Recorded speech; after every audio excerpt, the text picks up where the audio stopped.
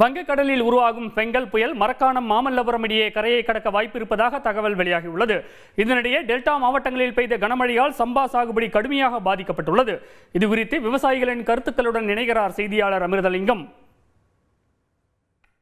வங்கக்கடலில் நிலை கொண்டுள்ள புயல் சின்னம் காரணமாக நாகை, திருவாரூர், மயிலாடுதுறை, தஞ்சாவூர் உள்ளிட்ட டெல்டா மாவட்டங்களில் இரண்டாவது நாளாக இன்றும் கனமழையானது கொட்டி தீர்த்து வருகிறது. இதனால் பொதுமக்களின் இயல்பு வாழ்க்கை முற்றிலும் முடங்கியுள்ளது.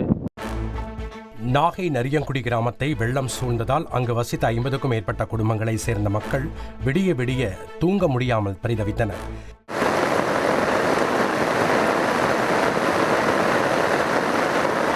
இதேபோல நாகை சாபம் தீர்த்த விநாயகர் கோவில், வேதாரண்யேஸ்வரர் கோவில்களை வெள்ள நீர் சூழ்ந்துள்ளது.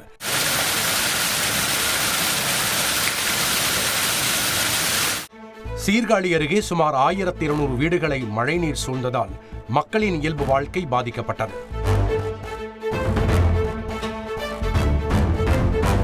மயிலாடுதுறை மாவட்டத்தில் கனமழையின் போது 150 ஆண்டுகள் பழமையான வீடு இடிந்து விழுந்ததால் பரபரப்பு ஏற்பட்டது.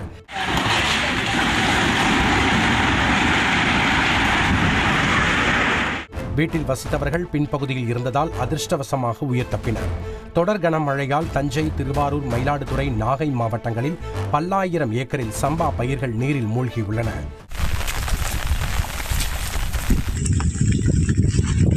செய்தியாளர் அமிர்தலிங்கம் வழங்கும் கூடுதல் தகவல். வயல்வெளி முழுவதுமாக தற்போது கடல் போல் காட்சியளிக்கிறது. தொடர்ந்து பெய்து வரும் இந்த மழையின் காரணமாக இந்த ஆண்டு சம்பா பயிர்கள் பெருமளவில் பாதிக்கப்படும் என விவசாயிகள் வேதனை தெரிவித்திருக்கிறார்கள். இதுகுறித்து தஞ்சையைச் சேர்ந்த விவசாயிகள் பிரபாகரன், வைரமுத்து, சாம்பமூர்த்தியிடம் பேசினோம். எல்லாம் நடவு நட்டு ஒரு 2 வாரமாக தண்ணியிலே முழுகி இருக்கு. வழிகால் இல்லாதனால, பஞ்சநதி கால்வாய் தூர்வாராதனால தண்ணி எல்லாம் வயல்லே இருக்கு. வடிய வழி இல்லாமல் ரோடு இப்போ போயிட்டு இருக்கு. வயலுக்குள்ள இறங்கினா இடுப்பளவு தண்ணி இருக்கு. ஏக்கருக்கு 30,000 எங்களுக்கு நஷ்டம் கொடுத்தா தான் நாங்கள் எதுவும் பாதிக்கப்பட்டோம்னா எதுவும் மீண்டு வரலாம். அப்படி இல்லை சூசைட் தான் பண்ணிக்கலாம், வேற வழி இல்லை. ஒரு 1500 ஏக்கருக்கு மேலே பாதிக்கப்பட்டிருக்கு. வாழ்வாதாரமே எங்களுக்கு விவசாயம் தான். இந்த விவசாயம் பயிர் முழுவதும் எங்களுக்கு வாழ்வாதாரமே எல்லாமே இழந்து போகுது. இது நீங்கள் நல்ல வழி பார்த்து அவனும் செஞ்சு கொடுக்கணும், தயவு கேட்டு கொடுக்கணும். திருவாரூர் மாவட்டத்தில் மழை பாதிப்புகளை நேரில் ஆய்வு செய்த அமைச்சர் TRB ராஜா முகாம்களில் தங்க வைக்கப்பட்டுள்ள மக்களை சந்தித்து குறைகளை கேட்டறிந்தார். பின்னர் செய்தியாளர்களிடம் பேசிய அமைச்சர் வெள்ள பாதிப்புகளை எதிர்கொள்ள தயார் நிலையில் இருப்பதாக கூறினார். எந்த ஒரு பெரிய பாதிப்பு நின்றுவரை இல்லை. மழை நாளை இந்த 20 நாளே நின்றுவிட்டால் பெரிய பாதிப்பு வந்து தப்பிக்கலாம். ராமநாதபுரம் முதல் சென்னை வரை இன்று கடல் கடும் சீற்றத்துடன் காணப்பட்டது. சுமார் 4 மீட்டர் உயரத்திற்கு கடல் அலைகள் எழுந்ததால் கடற்கரையோர மீனவ கிராமங்களில் வசிக்கும் மக்கள் பாதுகாப்பான இடங்களுக்கு செல்ல அறிவுறுத்தப்பட்டுள்ளனர்.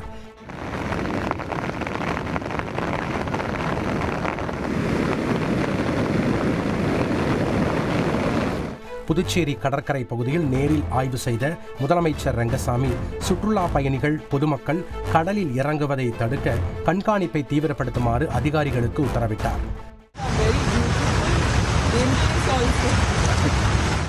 இலங்கையிலும் தொடர் கனமழை பெய்து வருவதால் யாழ்ப்பாணம், கிளிநொச்சி, முல்லைத்தீவு, மன்னார் உள்ளிட்ட மாவட்டங்களில் 1 லட்சம் மக்கள் பாதிக்கப்பட்டுள்ளதாக தகவல் வெளியாகியுள்ளது. அமிர்தலிங்கம், கனமழை முன்னெச்சரிக்கையாக டெல்டா மாவட்டங்களில் என்னென்ன நடவடிக்கை எடுக்கப்பட்டுள்ளது? பொதுமக்களுக்கு ஏதேனும் அறிவுறுத்தல் வழங்கப்பட்டுள்ளதா? கூடுதல் விவரங்கள். டெல்டா மாவட்டங்களில் கனமழை தொடரும் என எச்சரிக்கை விடுக்கப்பட்டுள்ளதால் தேசிய, மாநில பேரிடர் மீட்புக் குழுவினர் தயார் நிலையில் வைக்கப்பட்டுள்ளனர். நாகை, கடலூர், விழுப்புரம் மாவட்டங்களில் நிவாரண முகாம்களும் ஏற்படுத்தப்பட்டுள்ளன. பொதுமக்கள் அத்தியாவசிய தேவையின்றி வீடுகளை விட்டு வெளியே வர வேண்டாம் என மாவட்ட நிர்வாகம் அறிவுறுத்தியுள்ளது. நன்றி அமிர்தலிங்கம். செய்திகளை உடனுக்குடன் தெரிந்து கொள்ள உடனே சப்ஸ்கிரைப் பண்ணுங்க.